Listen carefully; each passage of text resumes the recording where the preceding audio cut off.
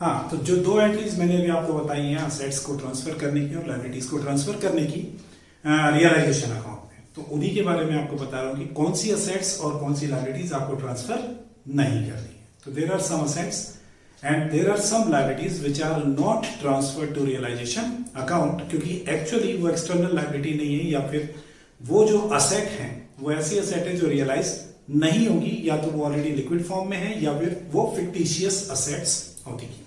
ठीक है, तो यहां पे हम बात कर रहे हैं असेट्स की। तो सबसे पहले यहां पे है कैश इन हैंड, जो कि ऑलरेडी लिक्विड फॉर्म में मतलब रियलाइज फॉर्म में ही है, उसको हमें वसूल नहीं करना है। हमारा जो बैंक का बैलेंस होता है वो भी रियलाइज असेट है, that is also in liquid form. उसको लिक्विडेट करने की जरूरत नहीं है, उसको सेल आउट करने की जरूरत नहीं होती है, इसलिए उनको ट्रांसफर नहीं किया जाएगा। इसके अलावा प्रॉफिट एंड लॉस का समटाइम्स अगर लॉस आ रहा है तो प्रॉफिट एंड लॉस का जो बैलेंस है वो हम असेट साइड में दिखाते हैं, तो वो एक फिक्टिशियस असेट है क्योंकि हम उसको सेल आउट नहीं कर सकते हैं। Like that profit and loss के बाद एडवर्टीजमेंट सस्पेंस अकाउंट जो होता है, जिसको हम डेफर्ड रेवेन्यू एक्सपेंडिचर कह सकते हैं, कि अगर इस तरह का कोई एक्सपेंस आपकी बैलेंस शीट में दे रखा है जो कि असेट साइड में है, तो एक फिक्टिशियस असेट है और it can not realise any amount, इसलिए हम उसको रियलाइजेशन अकाउंट में ट्रांसफर नहीं करते हैं, that is dead loss. Therefore these accounts, ये कैश और बैंक अकाउंट को छोड़ के बाकी के जो भी अकाउंट है असेट के, they are directly transfer to capital accounts of the partner, या फिर उनके करंट अकाउंट में ट्रांसफर हो जाते हैं क्योंकि ये डेड लॉस होते हैं। Some liabilities are here which are also not transferred to realization account. इसमें सबसे पहला है capital account and current account of the partners. चूंकि ये इंटरनल लायबिलिटी है, हमें एक्सटर्नली किसी को पेमेंट नहीं करना है, ठीक है, तो इसलिए कैपिटल अकाउंट या करंट अकाउंट या बोथ, ठीक है, दोनों ही हमें ट्रांसफर नहीं करने हैं। इसके अलावा पार्टनर का जो लोन अकाउंट होता है, ठीक है, if any partner has given any loan to the firm, तो वो जो लोन का अकाउंट है उसको भी हम रियलाइजेशन अकाउंट में ट्रांसफर नहीं करेंगे। उसके लिए हम सेपरेटली एक अकाउंट खोलेंगे जो मैंने आपको लिखवाया था, पार्टनर्स लोन अकाउंट, और वहां पे उसका पेमेंट किया जाएगा। इसके अलावा प्रॉफिट एंड लॉस का अगर कोई क्रेडिट बैलेंस आ रहा है तो that represents profit undistributed among the partners या बिटवीन द पार्टनर्स, तो उसको आपको ट्रांसफर नहीं करना है। इसके अलावा जनरल रिजर्व को ट्रांसफर नहीं करना है। जनरल रिजर्व के अलावा ऐसा कोई और रिजर्व भी हो सकता है जिसके अगेंस्ट में प्रैक्टिकली कोई लायबिलिटी हमारी नहीं है, that purely represents the profit figure, जैसे वर्कमैन कंपनसेशन फंड हो सकता है या और भी कोई फंड हो सकते हैं। तो ऐसे फंड्स को या ऐसे रिजर्व्स को आपको रियलाइजेशन अकाउंट में ट्रांसफर नहीं करना है, ठीक है। तो अब बनाते हैं वापस से लौट के कि हमने सारी जितनी भी असेट्स थी इनको छोड़ के वो रियलाइजेशन अकाउंट में ट्रांसफर करी, जितनी लायबिलिटीज थी इनको छोड़ के वो हमने रियलाइजेशन अकाउंट में ट्रांसफर करी। इस तरीके से इंडिविजुअल असेट्स और इंडिविजुअल लायबिलिटी का जो अकाउंट था वो हमारी बुक से खत्म हो गया, but still we are having the assets and we are having the liabilities. तो जो भी असेट अब हमारे पास है हम उनको प्रैक्टिकली या तो सेल आउट करेंगे या कहीं ना कहीं से उनका पैसा रियलाइज करेंगे, और उससे जो पैसा हमारे पास इकट्ठा होगा उससे को हम लायबिलिटीज के पेमेंट के लिए यूज करेंगे। तो उसके लिए जो एंट्रीज होती हैं वो मैं यहाँ पे बता रहा हूं। सबसे पहले entry for sale of assets for cash. जितनी भी हमारी असेट्स हैं उनमें से जिन जिन असेट्स को हम कैश में बेचेंगे, तो कैश में बेचने के लिए जो एंट्री होगी कैश अकाउंट या bank account debit to realisation account. यहां पर आपको इंडिविजुअल असेट को लिखने की जरूरत नहीं है। जितनी भी आपकी कैश की असेट्स हैं जो कैश में बेची गई हैं उन सब असेट्स की एक साथ एक एंट्री की जाएगी टोटलिटी में जितने में भी बेची गई। एक और जो इंपॉर्टेंट चीज यहाँ पे याद करने लायक है, ये याद रखने लायक है, वो है ये कि हम यहाँ पे वो सारी असेट्स दिखाएंगे जिनको भी हमने कैश में बेचा है, whether they were shown in the balance sheet of the firm और नॉट। कभी कभी ऐसा होता है कि कुछ असेट्स हम बैलेंस शीट में नहीं दिखा रहे हैं, बट बिकॉज ऑफ क्योंकि उनकी बुक वैल्यू 0 हो चुकी है after the depreciation, but still they are lying in business और उनसे हमें कोई ना कोई पैसा मिलता है, ठीक है। तो अगर उनको बेच के भी कोई पैसा मिल रहा है तो उसके लिए भी आपको यही एंट्री करनी है। तो कैश अकाउंट डेबिट या bank account debit to realisation account, ये आपकी असेट को नकद में बेचने की एंट्री है। And sometimes after the agreement से ड्यू टू कन्वर्सेशन, आपस में वो सोच विचार के विचार विमर्श करके जितने पार्टनर्स होते हैं वो कभी कभी ऐसा होता है कि कोई पार्टनर ऑफर देता है कि ये असेट में ले लेता हूं, इसके बदले में आप मेरे को कैपिटल का पैसा काट लेना, ठीक है। तो अगर कोई पार्टनर फर्म की किसी असेट को टेक ओवर करता है तो उसको टेक ओवर करने के लिए जो भी एंट्री की जाएगी वो यहां पर आप करेंगे पार्टनर्स कैपिटल अकाउंट, जिसका भी कैपिटल अकाउंट है, A's capital, B's capital, C's capital, तो एज कैपिटल अकाउंट डेबिट या फिर A's current account debit to realisation account, ठीक है। तो जो भी लायबिलिटी पार्टनर टेक ओवर करेगा एग्रीड वैल्यू पर, जिस वैल्यू पर वो उस असेट को टेक ओवर कर रहा है, it is not material for us के बुक में उसकी क्या वैल्यू थी, हमें यहां पर जो एंट्री लिखनी है वो उसकी उस वैल्यू से लिखनी है जिस पर वो पार्टनर एग्री कर रहा है, और हमें यहाँ पे इंडिविजुअल असेट पर प्रॉफिट या लॉस का कैलकुलेशन करने की जरूरत भी नहीं होती है। तो जो भी असेट वो जिस वैल्यू पर ले रहा है उस वैल्यू पर हम यहाँ पे एंट्री करेंगे। ऊपर वाले केस में था कि जिस वैल्यू पर हमें असेट बेचनी पड़ रही है या हमारी असेट बिक रही है या बेच के जो पैसा मिल रहा है वह अमाउंट लिखनी है, हमें प्रॉफिट या लॉस का कैलकुलेशन नहीं करना है। और it is also not material for us कि बुक्स में वो असेट कितनी वैल्यू पर दिखाई जा रही थी, ठीक है। ये मैंने असेट्स के बारे में लिखा। अब लायबिलिटीज के पेमेंट के लिए भी एंट्री हमको लिखनी है, तो वो एंट्री हम कैसे लिखेंगे वो बता रहा हूं, जस्ट अपोजिट हो जाएंगी एंट्रीज और कुछ भी नहीं है, ठीक है। तो उसके लिए जो एंट्री होगी, फिफ्थ एंट्री है हमारी, for payment of liability in cash. तो एंट्री होगी हमारी realisation account debit to cash account और बैंक अकाउंट, ये हमारी फिफ्थ एंट्री है। लाइक दैट, जैसे असेट में कोई असेट पार्टनर टेक ओवर कर रहा है, ऐसे ही किसी लायबिलिटी के पेमेंट की जिम्मेदारी कोई पार्टनर ले सकता है। तो सिक्स्थ एंट्री हो सकती है फॉर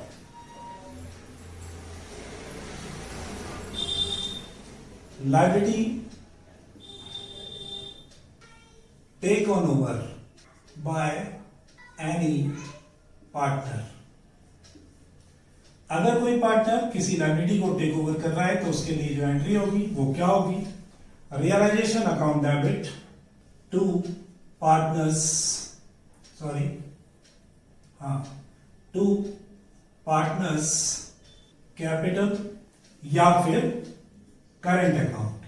यहां पर at agreed value, at paid amount. फिर आते हैं हम सेवेंथ एंट्री, वो है हमारी रियलाइजेशन और डिसोल्यूशन एक्सपेंसेस। फर्स्ट इसमें है इफ पेड बाय फर्म, तो एंट्री होगी realisation account debit to cash bank account. Second, if paid by partner on firm's behalf, so realization account debit to partners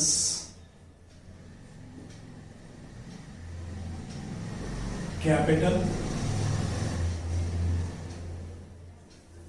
current account। इसके बाद seventh entry जो हमारी होती है, एट्थ एंट्री वो है final profit distribution if any, or for final loss distribution, realization account debit to all partners। यहां पर all partners debit to realization। Okay, अभी मैंने आपको डिस्कस किया था असेट्स के सेट आउट की एंट्री के लिए, और अब मैं आपको बता रहा हूं लायबिलिटीज के पेमेंट के। तो लायबिलिटीज के पेमेंट के लिए अगर लायबिलिटीज का पेमेंट कैश में किया जा रहा है तो हम यहाँ पे एंट्री करेंगे realisation account debit to cash और bank. But if any of the liability is taken over by any of the partner, तो हम उसके लिए करेंगे realisation account debit to partners capital account या फिर करेंट अकाउंट। यहाँ पर लायबिलिटीज में आपको याद रखना है कि जो भी एक्चुअल अमाउंट आप पे कर रहे हैं वो लिखी जाएगी। यहाँ पर उस लायबिलिटी को एग्रीड वैल्यू पर, जिस भी वैल्यू पर वो पार्टनर टेक ओवर कर रहा है उस वैल्यू पर आपको एंट्री करनी है। उसके बाद आता है रियलाइजेशन या डिसोल्यूशन के एक्सपेंसेस। फर्म को बंद करने के लिए, उसकी एसेट्स को सेल आउट करने के लिए, लायबिलिटीज को पेमेंट करने के लिए कुछ लीगल फॉर्मेलिटीज भी हो सकती हैं। तो उसके लिए कुछ एक्सपेंसेस जो किए जाएंगे they are known as dissolution expenses और रियलाइजेशन एक्सपेंसेस। ठीक है, तो उसके लिए जो एंट्री होती है वो बता रहा हूं। If the expenses are paid by the firm directly तो एंट्री हो जाएगी realisation account debit to cash. ये एंट्री यहां पे लिखी हुई है।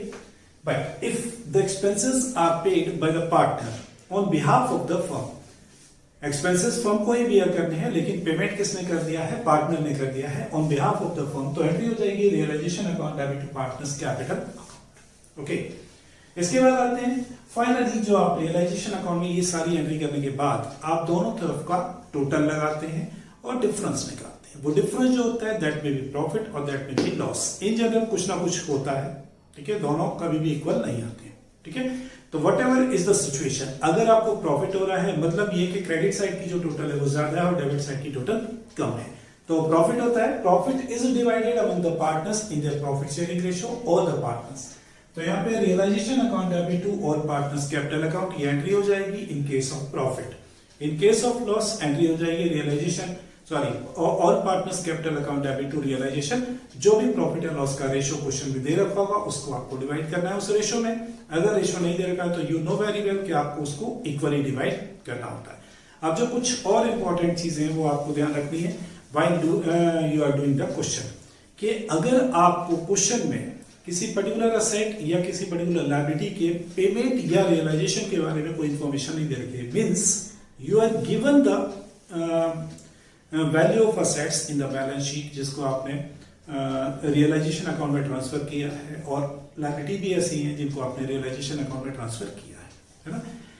तो अगर उनमें से किसी असेट के बेचने के बारे में या किसी पार्टनर ने उसको टेक ओवर किया है उसके बारे में कोई इंफॉर्मेशन नहीं दे रखी है, तो आपको कंसीडर करना है कि that asset has been sold out at its book value, और आपको वहां पे एंट्री दिखानी है। क्वेश्चन अगर नहीं बता रहा है तो आपको सेम अमाउंट पर सेल करने की एंट्री दिखानी है, and in the same way आपको लायबिलिटी के लिए भी पेमेंट की एंट्री दिखानी है सेम वैल्यू पर। जैसे अगर 50,000 के क्रेडिटर थे तो 50,000 के क्रेडिटर के बारे में क्वेश्चन में नहीं बोला गया कि कितना आपने उनको पे किया है या नहीं किया है, तो आप मान के चलेंगे कि you have paid full amount to the creditors, और आप पेमेंट की एक एंट्री जो दिखाएंगे उसमें realisation account debit to cash, वो पूरा क्रेडिटर्स का पेमेंट करेंगे।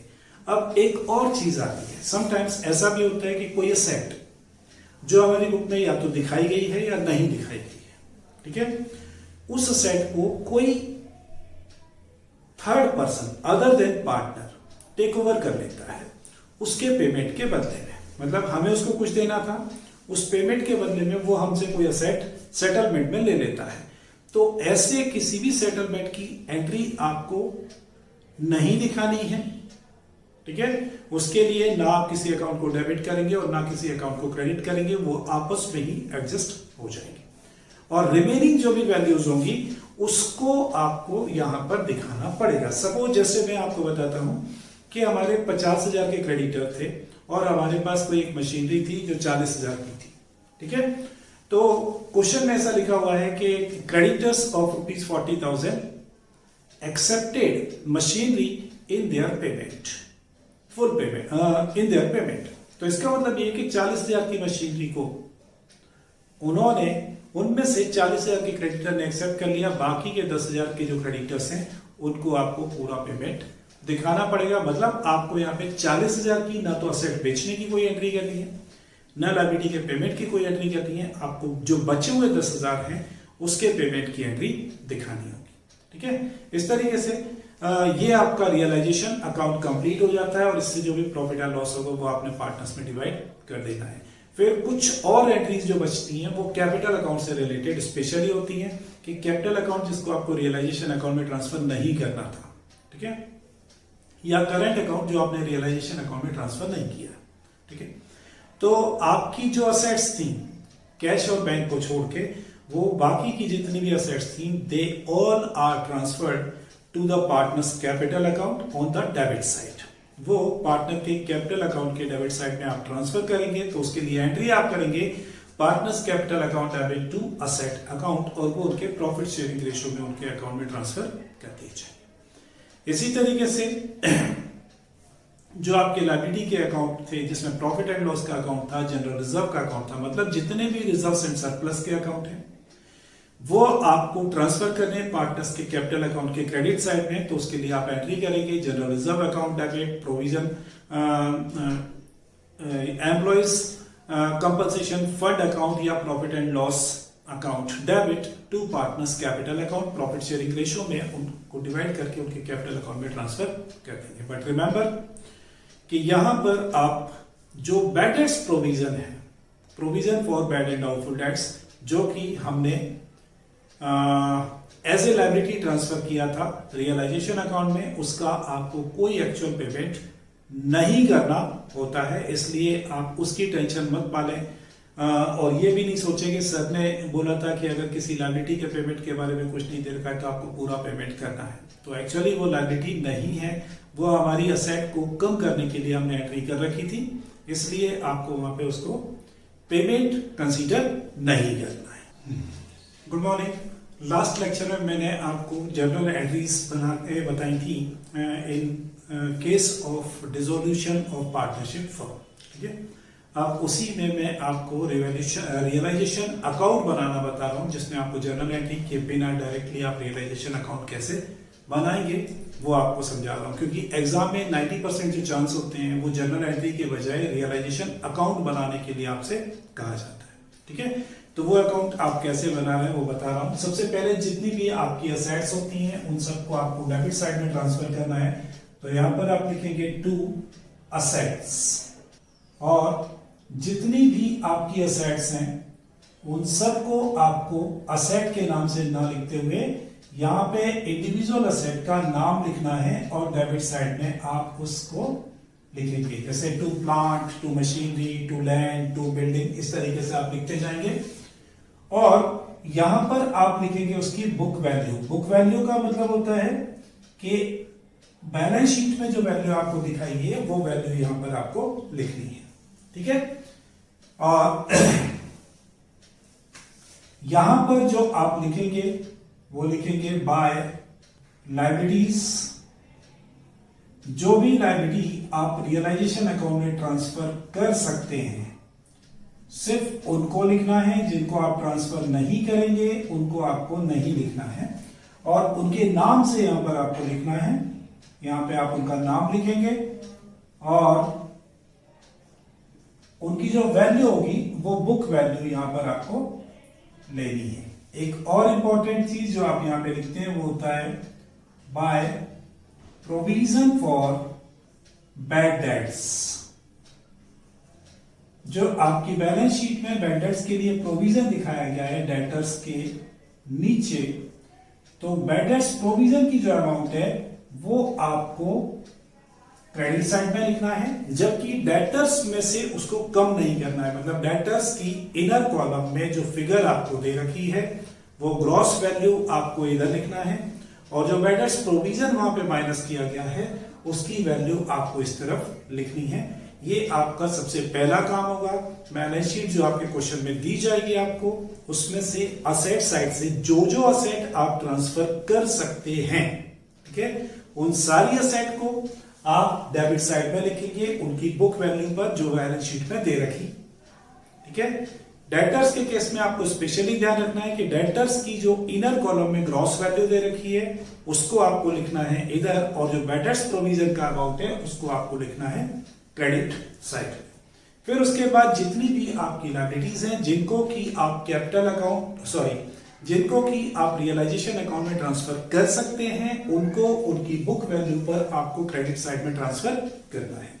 उसके बाद फिर अपन आते हैं यहां पे आगे। अब आप क्वेश्चन में आएंगे और क्वेश्चन में आप देखेंगे कि you will be given certain information below the balance sheet. Balance sheet के नीचे आपको बहुत सारी इंफॉर्मेशन प्रोवाइड की जाएंगी। उन इंफॉर्मेशन में आपको असेट बेचने की और लायबिलिटीज को पे करने की इंफॉर्मेशन दी जाएगी।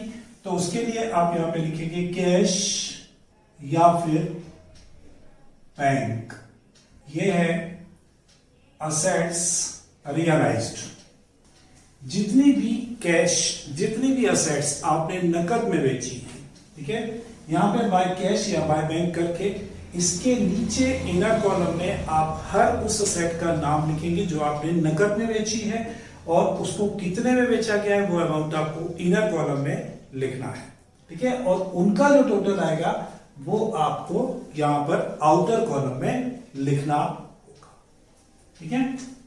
बाय पार्टनर कैपिटल या फिर करेंट अकाउंट, यहां पर होगा फॉर असेट्स टेकन ओवर। जितनी भी असेट कोई पार्टनर टेक ओवर कर रहा है तो उस पार्टनर के कैपिटल अकाउंट का नाम यहां पे लिख के उसके नीचे जो जो असेट उसने टेक ओवर किए हैं उन असेट के नाम लिखेंगे और टोटल बाहर लिखेंगे, ठीक है। और उसके बाद ये यहां पे है रियलाइज्ड, ये है एग्रीड वैल्यू। उसके बाद आप अपन इधर आते हैं टू कैश या फिर बैंक। ये है पेमेंट ऑफ लायबिलिटी, फिर to cash payment of realisation expense और to capital account partners capital account for liability taken over. अगर कोई पार्टनर लायबिलिटी टेक ओवर कर रहा है, जितनी भी लायबिलिटीज का आप नकद में पेमेंट करेंगे, कैश में पेमेंट करेंगे, उनको तो आप यहां पे कैश या बैंक के नाम से लिखेंगे, ठीक है। अगर कोई लायबिलिटी कोई पार्टनर टेक ओवर करता है तो आप उस पार्टनर के नाम पर उस लायबिलिटी को का पेमेंट दिखाएंगे और साथ में realisation expenses if they are paid by the firm in cash, तो आपको यहां पे टू बैंक करके रियलाइजेशन अकाउंट की अमाउंट दिखानी है। और अगर उसका पेमेंट कोई पार्टनर कर रहा है तो वहां पर आपको partners capital account debit to realisation, ये एंट्री के बेस पर realisation account debit to partners capital account, जो भी एंट्री है उसके अकॉर्डिंग आप यहां पर लिखेंगे to partners capital account, okay. फिर फाइनली आपको दोनों साइड का डिफरेंस निकालना है, इसका और इसका, और उस एंट्री को आप यहां लिखेंगे by realisation loss transfer to capital oblique current if any. अगर लॉस होगा तो इधर एंट्री आएगी, और to realisation profit transfer to capital account of capital accounts if any, okay. और फिर आप इसको क्लोज कर देंगे, दोनों तरफ का टोटल लगा के इसको बंद कर देंगे, ठीक है। तो ये आपका रियलाइजेशन अकाउंट बनाने का तरीका है, ठीक है। अब इस साल के पॉइंट ऑफ व्यू से चूंकि हमारे पास क्वेश्चन जो है वो मैक्सिमम 4 नंबर का क्वेश्चन हो गया है, 4 से ज्यादा का कोई भी क्वेश्चन नहीं आने वाला है। तो अगर इस चैप्टर में न्यूमेरिकल आपसे पूछते हैं तो उसमें रियलाइजेशन अकाउंट बनाने के लिए आपसे पूछ सकते हैं या तो सिंपली एक सिंगल रियलाइजेशन अकाउंट जिसमें थोड़े से ट्रांजेक्शन्स 5-7 होंगे, या फिर आपसे रियलाइजेशन अकाउंट और कैपिटल अकाउंट पूछे जा सकते हैं जिसमें नंबर ऑफ एंट्रीज बहुत कम होंगी, ठीक है। बहुत ज्यादा कॉम्प्लिकेटेड क्वेश्चन कोई भी आने की संभावना मुझे नहीं लगती है, आई थिंक सो कि आना भी नहीं चाहिए, है ना। फिर से अब मैं एक बार वापस जो हमारा डिसोल्यूशन ऑफ फर्म से रिलेटेड कंसेप्ट है उसके बारे में बता रहा हूँ।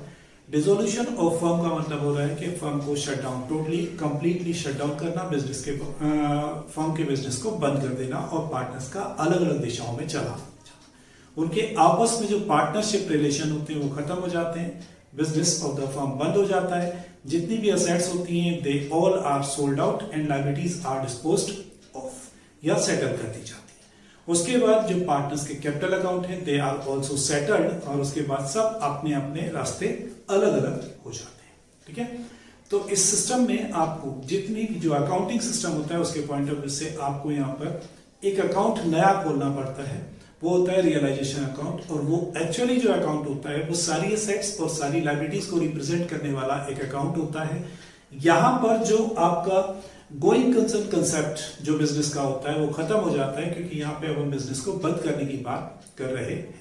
इसलिए जितनी भी असेट्स होती हैं और जितनी भी लायबिलिटीज होती हैं उन सबकी आइडेंटिटी जो है वो खत्म हो जाती है, और वो सबकी आइडेंटिटी एक नॉमिनल अकाउंट के रूप में रियलाइजेशन अकाउंट के रूप में हमारे सामने आती है। तो रियलाइजेशन अकाउंट जो है वो अपने आप में एक नॉमिनल अकाउंट होता है, जिसमें हम एक तरफ एक्सपेंसेस लिखते हैं और एक तरफ इनकम लिखते हैं। तो एक्सपेंसेस के रूप में जितना भी पैसा हमने असेट्स पर अभी तक खर्च किया था, जो हमारी बुक्स में दिखाया जा रहा था, उनको अभी तक हम असेट मान रहे थे। क्यों? क्योंकि हम उनको आगे यूज करने वाले थे। लेकिन जब फर्म को बंद करने का डिसाइड कर लिया गया है तो इसका मतलब ये कि आगे वो यूज नहीं हो सकती हैं, तो वो असेट के बजाय क्या बन जाएंगी, एक तरह से एक्सपेंस बन जाएंगे, और जो हमारी लायबिलिटीज थी वो हमारी इनकम के रूप में बच जाएंगी। ठीक है, तो इस तरीके से हमने जितनी भी असेट्स और लायबिलिटीज के अकाउंट थे उन सबको हमने क्लोज किया by transferring to realisation account. फिर उसके बाद हमें आगे की जो प्रोसेस करनी होती है, चूंकि हमने अकाउंट्स को तो बंद कर दिया, but practically we are having the assets and having the liabilities which we have to meet. ठीक है, तो जो लायबिलिटीज होती हैं उनको पे करने के लिए पहले हम फर्म की असेट्स का यूज करेंगे, इसलिए फर्म की असेट्स को पहले सेल आउट किया जाएगा। सेल आउट करने के लिए आपको जो भी एंट्रीज करनी होती है for the selling of asset, वो एंट्री मैं आपको बता चुका हूं। इन एडिशन टू दैट, अगर कोई असेट पार्टनर चाहे तो पार्टनर भी ले सकता है, क्योंकि उसको भी तो पैसा फर्म को लौटाना है, तो उस पैसे के बदले वो फर्म से असेट टेक ओवर कर सकता है। तो उसके लिए क्या एंट्री होगी ये मैंने आपको बताई। ठीक है, उसके बाद जो भी पैसा हमें मिलेगा असेट्स को बेचकर, ठीक है, उस पैसे से हमारी जितनी भी एक्सटर्नल लायबिलिटीज होंगी जो अदर देन पार्टनर्स होंगी, पहले उनका पेमेंट किया जाएगा। उनका पेमेंट करने के बाद जो भी पैसा बचेगा वो फिर पार्टनर्स को डिस्ट्रीब्यूट होगा। तो रियलाइजेशन अकाउंट में जो भी असेट्स हमने बेची उसकी एंट्री आ जाएगी, जो लायबिलिटीज हमने बेची उसकी एंट्री आ जाएगी। इसके अलावा जो नहीं बेची गई है बल्कि किसी पार्टनर ने टेक ओवर की है, तो उसकी एंट्री भी रियलाइजेशन अकाउंट में आ जाएगी। इंडिविजुअल असेट और इंडिविजुअल लायबिलिटी पर होने वाले प्रॉफिट या लॉस को आपको कैलकुलेट नहीं करना है। कुछ स्पेशल चीजें जब आप रियलाइजेशन अकाउंट बनाते हैं तो जो आपको याद रखनी होती है वो ये होता है कि अगर किसी असेट या लायबिलिटीज के सेल आउट की या उसके डिस्पोजल की कोई इंफॉर्मेशन नहीं दे रखी, तो आप ये मान के चलेंगे कि दे हैव बीन रियलाइज्ड और they have been paid at the book value, और आपको उसकी एंट्री दिखानी ही पड़ेगी। हाँ, अगर उन्होंने स्पेसिफाई लिख दिया है कि उस असेट को बेच के कुछ भी नहीं मिला, देन आपको उसकी एंट्री, बेच के जो पैसा मिलने की एंट्री होती है उसकी कोई एंट्री करने की जरूरत नहीं होती है। इसके अलावा अगर कोई लायबिलिटी और असेट्स आपस में सेट ऑफ हो जाते हैं, मतलब किसी लायबिलिटी को पे करने के लिए हम डायरेक्टली उसको असेट दे देते हैं और बंदा वो लेकर खुश हो जाता है, तो हमें उसके लिए भी कोई एंट्री यहाँ पे दिखाने की जरूरत नहीं है, वो ऑटोमेटिकली आपस में एडजस्ट हो जाते हैं।